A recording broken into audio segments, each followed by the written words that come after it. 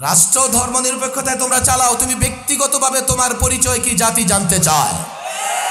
ওলামাদের আজকে বিষয়ে কথা বলতে হবে। এমন এক শিক্ষামন্ত্রী আমরা পেয়েছি, সে যদি থাকে খুব বেশি সময় লাগবে না, এদেশের শিক্ষা ব্যবস্থায় পৌত্তলিকতার নাস্তিকতায় ভরে যাবে।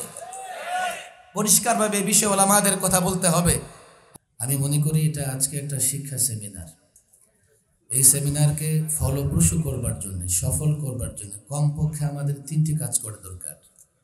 এক হচ্ছে নিজেদেরকে আগে জানার চেষ্টা করা যে এই শিক্ষা ব্যবস্থায় কি বিষ লুকিয়ে আছে।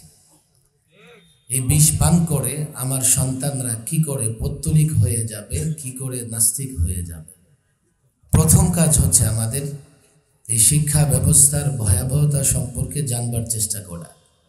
দুই, এই সরকারকে সচেতন করা, সজাগ করা, জাগ্রত করা, সতর্ক করা। শিক্ষা ব্যবস্থায় আঘাত মানে দেশের অস্তিত্বে আঘাত, জাতির অস্তিত্বে আঘাত, ধর্মের অস্তিত্বে আঘাত, ইসলামের অস্তিত্বে আঘাত। এই দেশটাই যদি না থাকে তোমাদের ক্ষমতা থাকবে কোথায়?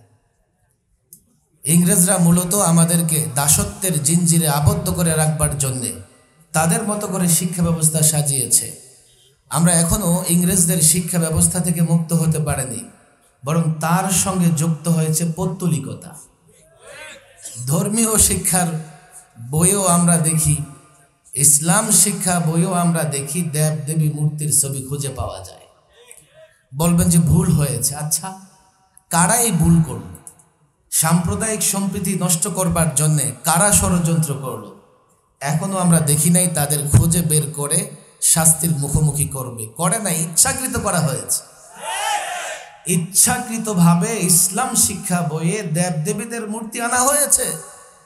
তিন, জাতিকে সচেতন করা, জাতিকে বোঝানো। তিনটা কাজ আমাদের অবশ্যই করতে হবে। আমি মনে করি শিক্ষা এই সেমিনারকে ফলপ্রসূ করতে হলে হেফাজতের নেতা কর্মী দায়িত্বশীল উপস্থিতিকে এই তিনটা বিষয় চূড়ান্ত করতে হবে। বড় একটা কঠিন সময় অতিক্রম করছি আমরা।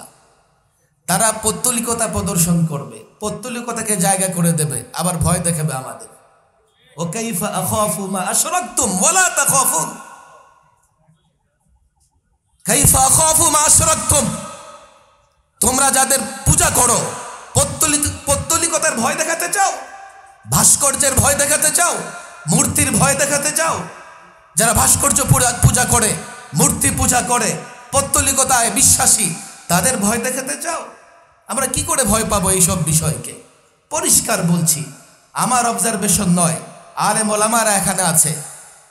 2013-তে 13-14-তে একবার এই শিক্ষা ব্যবস্থায় আমূল পরিবর্তন করার পরে হেফাজতে ইসলামের দাবির মুখে সরকার যত ধরনের নাস্তিকতা, পৌত্তলিকতা প্রবেশ করিয়েছিল বাদ দিয়েছে।